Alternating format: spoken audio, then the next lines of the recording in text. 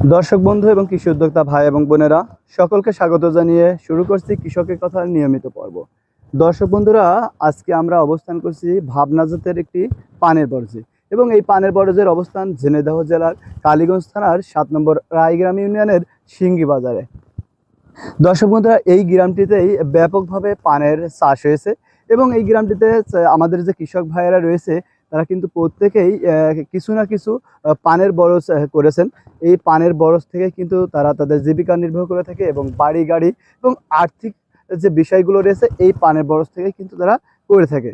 তো আমরা এই পানের বরজের প্রথমে পান কিভাবে লাগাতে হয় এবং কিভাবে এটি তৈরি করতে হয় এই বিষয়গুলো কিন্তু আমরা প্রসেসিংটা গত পর্বে আপনাদের দেখানোর চেষ্টা করেছিলাম এবং পরবর্তী যে পর্বটি প্রায় আজ 2 মাস পরে এই পানের যে প্রথম পরিচর্যা এবং পানটি এখন বেড়ে উঠতেছে, এই সময়টিতে কি কি পরিচর্যা করতে হবে, কি কি সার দিতে হবে এবং কি কি ছত্রাকনাশক বা কীটনাশক বা ভিটামিন ব্যবহার করতে হবে, এই বিষয়গুলো কিন্তু আজকে আমরা আমাদের কৃষক ভাইদের সাথে আলোচনা করব এবং আপনাদের সামনে তুলে ধরার চেষ্টা করব এই ছোট্ট প্রতিবেদনের মাধ্যমে। বিশেষ করে যারা পান চাষ করেছেন তাদের জন্য আজকের এই ভিডিওটি অত্যন্ত গুরুত্বপূর্ণ।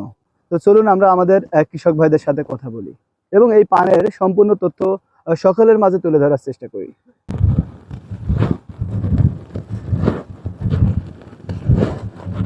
আসসালামু আলাইকুম। ওয়ালাইকুম আসসালাম। ভাই ভালো আছেন? আলহামদুলিল্লাহ, আল্লাহ রাখছে। ভাই ভাই কি করছেন আপনি? এটা ভাই এই যে গুড়াই মাটি দিয়ে গুড়া বেঁধে দিচ্ছি। গুড়ায় যে মাটি দিচ্ছেন এটা কি পানের বরজের প্রথম পরিচর্যা হচ্ছে নাকি? জি জি, এগুলো হচ্ছে প্রথম পরিচয়। এর আগেও অল্প অল্প করে মাটি দিয়ে উঁচু করতে হয়েছে। আর এটা হচ্ছে যখন মিরি বেঁধে দেওয়া হচ্ছে যাতে শিকড়গুলো অনেক মাটি পায়। শিকড়গুলো অনেক মাটি। আচ্ছা, এটা কি মাটি দিচ্ছেন? হচ্ছে যে গুড়া বান্ধা মাটি দিচ্ছি ভাই, একবারে মিরি বেঁধে দিচ্ছি যাতে এই বরজের যেই চারাগুলো লাগাইছে এর গোড়াতে শিকড়, অনেক শিকড়, যাতে এই মাটিগুলো ধরতে পারে আর তাড়াতাড়ি বেড়ে উঠতে পারে। তাই? জি। আচ্ছা, এর সাথে কি আর অন্য কোনো সার টার কোনো কিছু দেওয়া লাগবে? এই মাটি দেওয়ার আগে আচ্ছা এর গুড়াই আছে যে কীটনাশক দেওয়া আছে, যাতে এর পচা না লাগে, ভাবড়া উড়ে যাতে না খসে খসে পড়ে, এই জন্যই। আর এই যে মাটি দেওয়ার পরে কিছুদিন পরে আছে যে আপনার আছে যে মিরি দিয়ে কটা খৈল বুনতে হবে। কতদিন পরে? তাও একটা আনুমানিক ধারণা? 15 দিন পরে, না হলে যেহেতু একটা মাটি বেঁধে দেওয়ার পরে এর তো একটা তাপমাত্রা আছে, মাটি গরম হবে অবশ্যই। এর কার্যকরিতা একটু নরম হলে তখন যেই মাটি দিয়ে দিতে হয়, খৈল দিতে হয়। খৈল দিতে হয়। আচ্ছা, খৈলের সাথে কি আর কোনো কিছু দেন নাকি শুধু খৈল? না, এখন আছে যে এই পত্রটাই আছে যে এখন খৈল। এখন এরপরে মাথায় ধরেন আপনি আছে যে যেমন ধরেন এই পাতায় যে ডিসকালার হয়ে যায়। ভাই জি। আচ্ছা, এই খৈলটা ব্যবহার করার পরবর্তী এর কি কি পরিচর্যা করতে হয়? আর কোনো সার বা ভিটামিন ব্যবহার করতে হয়? এরপরে ভিটামিন আছে যে ফ্লোরাই ব্যবহার করা হয় বেশি, যেহেতু ফ্লোরাটা দিলে পাতা বড় হয়ে যায়, কালারটা ফিরে আসে, মাথাগুলো আছে ছেড়ে দেয় ফ্লোরা ব্যবহার করলে। জি, ফ্লোরা ব্যবহার করলে।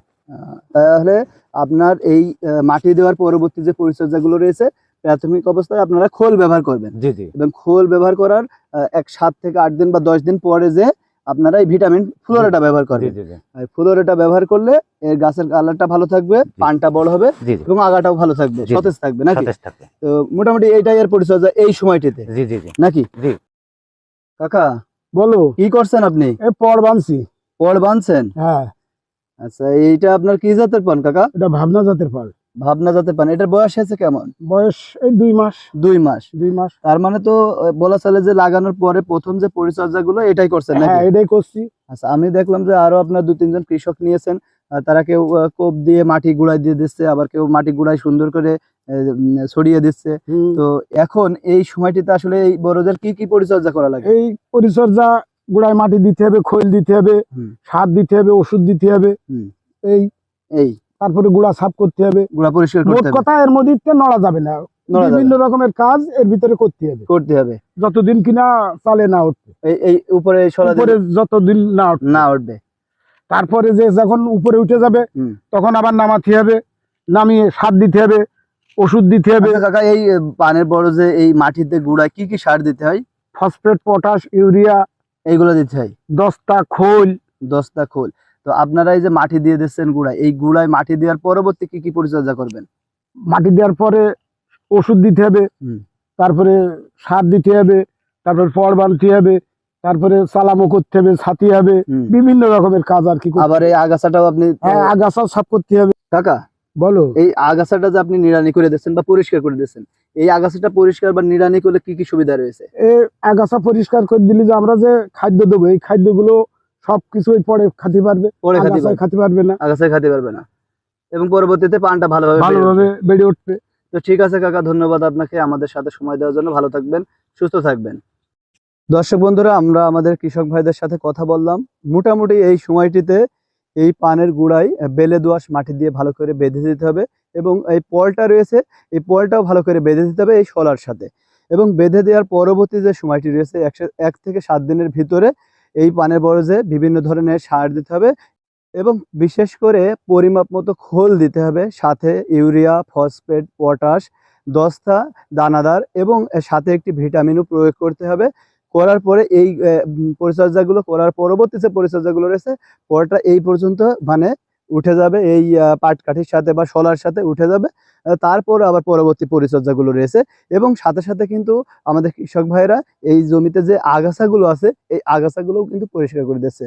তো আপনাদের কিন্তু বিশেষ করে মনে রাখতে হবে যে আপনারা যখন এই পানের বরজে খাবার দিবেন, এক কথায় এই পানের খাবার দিবেন, এই গাছের খাবার দিবেন, তখন অবশ্যই আপনাদের উচিত, আমি মনে করি, যে এই আগাছাগুলো আপনাকে নিধন করা। কারণ এই আগাছা থাকলে বিভিন্ন ধরনের পোকামাকড়, ছত্রাক এর ভিতরে কিন্তু বসবাস শুরু করতে পারে এবং আক্রমণ হতে পারে। তো সেই ক্ষেত্রে আপনি যদি আগাছাটা পরিষ্কার করে দেন, তাহলে এই বরজে যে খাবারগুলো দিবেন, সেই খাবারগুলো কিন্তু আপনার এই পান গাছেই খাবে এবং আপনার এই পান গাছগুলো ভালোভাবে বেড়ে উঠবে। তো দর্শক বন্ধুরা, এই ছিল আমাদের আজকের পর্ব। সবাই ভালো থাকবেন, সুস্থ থাকবেন। আসসালামু আলাইকুম।